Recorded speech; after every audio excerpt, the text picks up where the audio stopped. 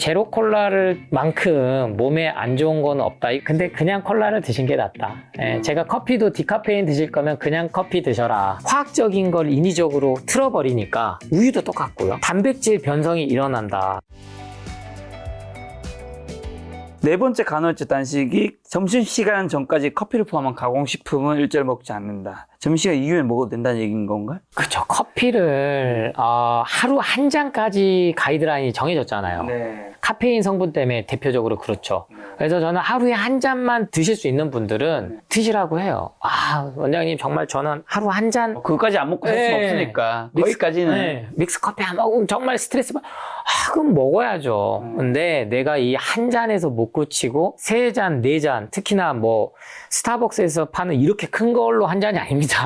200ml가 기준이에요. 아메리카노 기준으로 했을 때 카페인 함량이 그 이상 먹으면 몸에 안 좋다라는 거는 누구도 부인 못하기 때문에. 그래서 그 외에 커피 좋아하시는 분들은 아침은 피하고 오후에 이제 카페인 반감기를 이유로 드는데 그것 자체가 이미 커피는 몸에 안 좋다라는 거는 아셔야 된다. 그거는 알고 드셔야 되는데, 그래서 내가 일단 몸이 안 좋으면 커피는 무조건 끊어보셔야 되고, 근데 내가 생활을 하는데 지장이 없고 뭔가 건강검진 받아도 내가 불안한 게 없으신 분들은 드실 거면은 모닝커피 대신에 오후에, 특히 직장인 분들 뭐 졸리고 이제 뭐 조금 순간 부스트업을 딱 해야 될 때, 근데 그게 조절이 안 되는 거는 이미 중독이 돼버렸다. 그러니까 그런 걸로 현재 내 몸이 호르몬이라든지 뇌가 중독이 됐는지를 확인하실 수가 있는 거죠. 보통 우리나라 사람들은 아이스 아메리카노나 핫 아메리카노 있으면 아이스만 시켜 먹잖아요. 아이스 아메리카노가 또 안 좋다면서요. WHO 세계보건기구에서 이제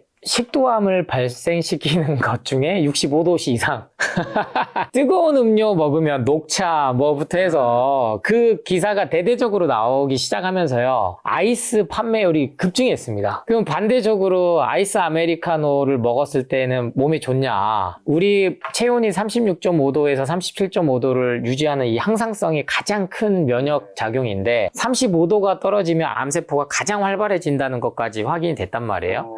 그러면 찬 거 먹으면 당연히 그 온도를 유지하기 위해서 아까 말씀드렸던 소화 에너지가 더 많이 쓸 수밖에 없다는 거예요. 그래서 아침에도 음량탕을 먹는 거예요. 맞아요. 미지근한 물을 먹게끔 시작을 하는 게 좋고, 그러니까 이렇게 무더운 여름철에 시원하게 한 잔 먹을 수 있죠. 근데 그거를 생활화해가지고 계속 얼음 넣어가지고 먹고, 탄산 먹을 때도 얼음 넣고, 어린아이들부터 그렇게 생활이 돼 있거든요. 그럼 당장 뭔가 시원한 것 같지만 에너지가 계속 그런 데 쓰인다. 그래서 커피도 몸에 안 좋은데 거기다 아이스까지 넣어서 그거를 한겨울에도 먹으니 당연히 여성분들이 손발이 수족냉증이 있고 배가 차죠. 그러니까 원인을 다른 데서 백날 찾아봐도 이거는 뭐 몸에 좋다는 한약을 먹어도 안 좋아질 수밖에 없는 이유가 아이스 아메리카노는 안 끊어요. 못 끊는 거죠. 그러니까 거기서부터 인식 전환을 좀 하시면 몸이 금세 달라집니다. 그래서 찬물도 피해야 하는 건가요? 찬물 저도 벌컥벌컥 많이 마셨습니다. 저도 열이 평소 사람마다 그게 이제 체질로 보는데 현대의학에서도 이제 체질을 다 분류하기 시작할 수밖에 없었단 말이에요. 근데 우리 동양에서는 이제 한의학에서는 사상체질, 팔체질 뭐 여러 32체질까지 막 가는데 다 그게 특별히 다르지는 않아요. 그래서 나는 열이 많아서 내가 찬물을 먹어도 된다 이렇게 생각하실 필요는 없고, 습관입니다. 습관. 네, 그래서 이게 현대사회에서는 특히나 환경이 예전과 달라졌잖아요. 그 물도 우리가 다 정수물을 먹고, 그러다 보니까 또 미네랄 워터물 이런 게 또 판매를 하고, 해저수 몇 미터에서 판 거 이렇게 나오는데, 일단은 정수물만 먹어도 괜찮다. 근데 찬물만 먹는 습관만 좀 피해 주셔라. 자, 근데 이제 어쩔 수 없이 이제 페트병에 든 물 마시는 경우가 좀 많잖아요. 네네. 아무래도 이제 정수기가 없거나 아니면 밖에서 물을 마실 때는 사실은 맞아요. 수돗물을 사실 한국 사람들은 수돗물보다는 네, 페트병을 좀 선호하는데, 페트병에 든 물을 마시지 말아야 되는 이유가 있다고요? 미세 플라스틱이 이제 황사나 미세먼지 대기에만 있는 게 아니고, 미세 플라스틱보다 더 작은 게 이제 나노 개념으로 머리카락 굵기보다 더 얇은 그 개념으로 갔는데, 얘네들이 태아, 즉 엄마 뱃속에 있는 태아에게서도 발견이 되고 뇌에서까지 발견이 돼버렸어요. 그래서 이게 아주 심각합니다. 그래서 치매 원인을 자꾸 다른 데서 찾을 게 아니고, 이 미세 플라스틱이 결국에는 우리 인간 혈액 속에 침투를 하고 가장 그 방어 작용이 큰 게 태아에게 가는 그거거든요. 그 다음이 뇌고요. 이게 이제 영어로 뭐 BBB라고도 얘기를 하는데 이것조차도 이제는 작용을 안 하는 게 이 미세 플라스틱이다. 근데 이게 우리가 일상생활에서 가장 쓰기 시작한 게 페트병. 그렇죠. 네. 그리고 페트병도 마찬가지지만 캔. 네. 맥주부터 해서 음료수, 캔이 그래서 중금속을 우리가 먹을 수밖에 없습니다. 이게 찌그러지는 거는 그래서 일단은 피하셔야 돼요. 캔 같은 경우는. 그리고 페트병도 그래서 일회용이라고 정부에서도 얘기를 하잖아요. 그래서 뭐 포름알데히드 발암물질이 이미 햇볕을 쐬면 나오기 시작하고. 근데 이거를 또 어떤 측면에서 문제가 생기냐면 지구 환경에서도. 그래서 결국에는 쓰레기가 어디로 가냐? 결국 다 바다로 흘러 들어가서 바다에 미세 플라스틱 쌓인 게 다 그 어류들을 우리가 인간이 먹고 그게 결국에는 쌓여서 중금속과 쌓여서 치매로까지 연결이 된다. 그래서 이거는 다 부인할 수 없는 과학적 현대 과학이 밝혀낸 사실인데, 그래서 일상생활에서 저는 그래서 최대한 지금 문화가 텀블러를 갖고 다니는 문화가 생기고 용기를 가지고 다니면서 이제 배달 음식도 받고 하시는데, 이거와 함께 여러분들이 주의하셔야 될 게 이 랩이에요, 랩. 랩도 진짜 많이 포장할 때 쓰잖아요. 이게 이 PO라 그래서 가정용 랩이 따로 있고 한데 이게 일단은 구분하기가 어려워요. 그래서 프탈레이트라는 가소제가 환경 호르몬이어서 이건 역시 남성들 특히 생식 능력을 떨어뜨리고 갑상선이라든지 정자수 감소라든지 이런 게 아주 심각하거든요. 그래서 포장은 일단은 빨리 벗겨야 됩니다. 근데 마트에서도 육류를 다 이걸로 쓰잖아요, 랩을. 그래서 거기에도 스며들어요.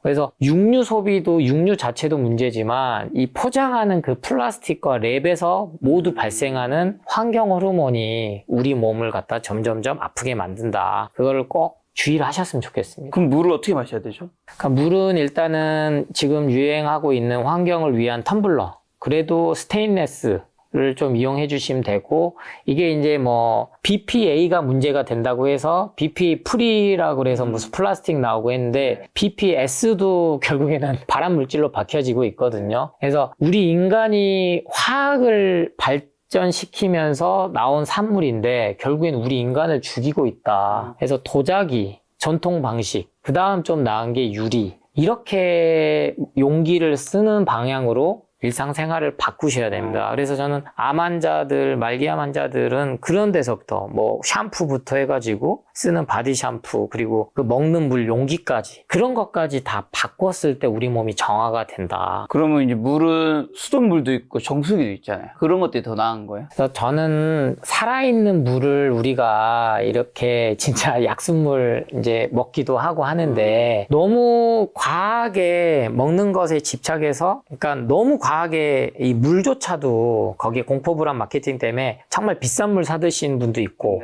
뭐 육각수라 그래가지고 정수기 필터를 막 몇백만짜리 사가지고 필터를 계속 교체하신 분도 있는데 그러실 필요는 없다. 그래서 정수기가 좋은 물이다 이렇게 얘기를 하는데 그냥 정수기 물 정도로는 안심하고 드셔도 된다. 이게 화학자들 입장에서도 그나마 나온 결론이니까요.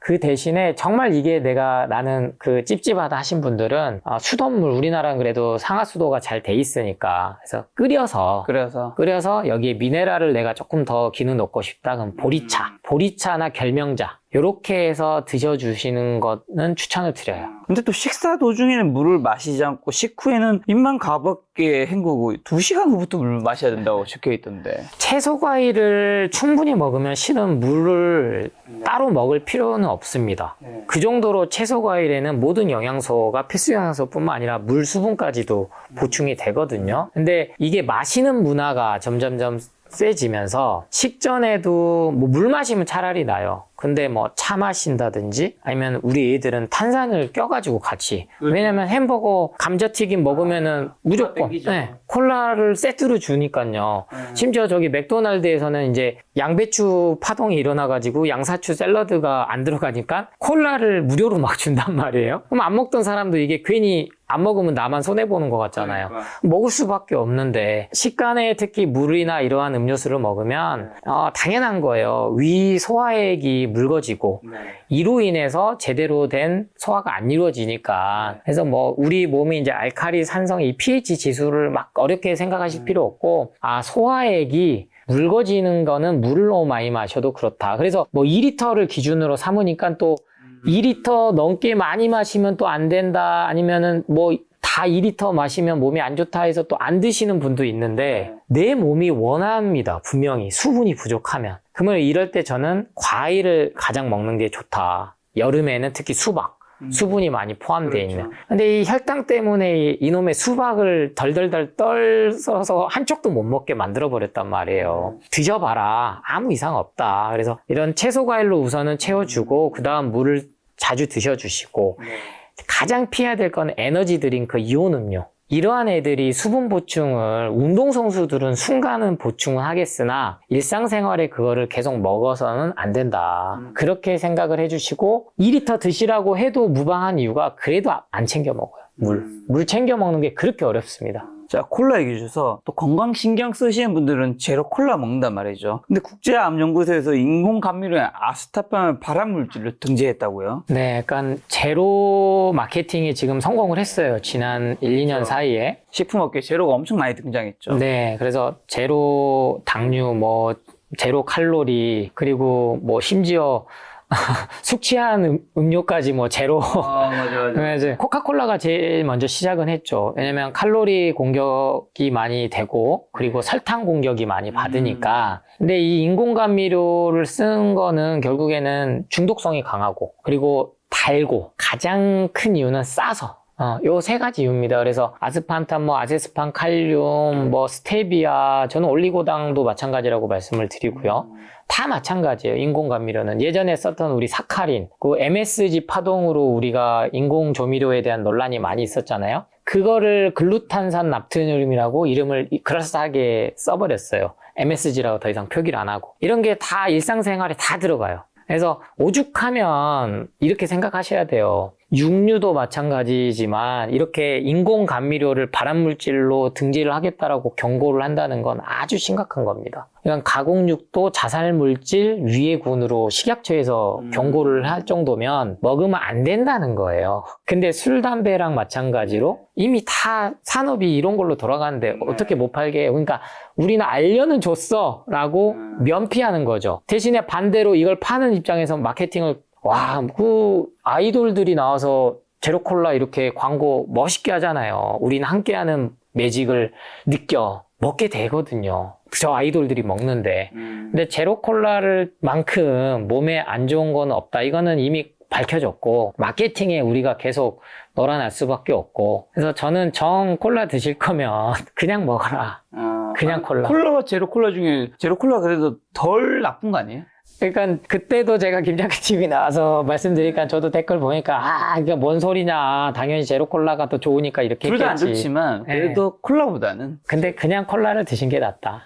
제가 커피도 디카페인 드실 거면 그냥 커피 드셔라. 스테비아 커피 드실 거면 그냥 믹스커피 드셔라. 그럼 커피는요? 디카페인과 그냥 커피 왜 그냥이 나아요? 가공이 들어간다라는 건요, 엄청난 돌연변이가 생깁니다.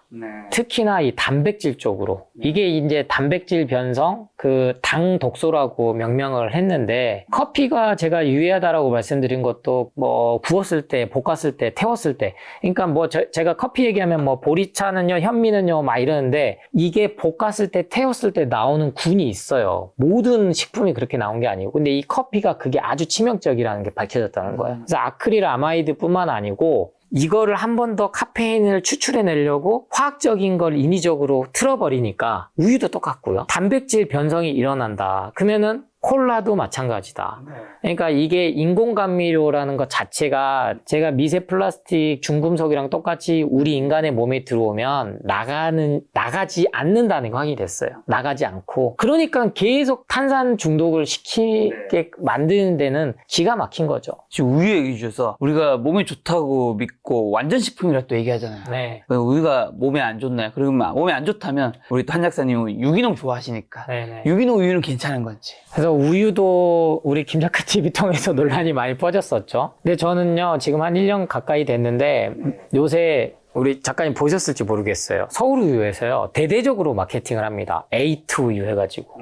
뭐죠? TV뿐만 아니고 뭐 유튜브도 그렇고 인스타도 그렇고 엄청나게 마케팅을 해요. 왜냐면 서울우유가 우리나라에 가장 크잖아요. 유기농 인프라가 구축이 안 돼서 후발주자였어요. 그래서 이 유기농 우유가 수요가 점점 늘어난 건 당연한 거였고, 근데 이거를 뭘로 뛰어넘을 거냐? A2 단백질 우유가 들어간 거예요. A1, A2로 나뉘는데 우유에 든 게, 제가 우유는 먹으면 안 된다고 했던 게 카제인이라는 단백질 때문에 그렇다. 이거는 인간이 소화시킬 수가 없다. 근데 이 A1이라는 것도 원래 우유에는 원유죠.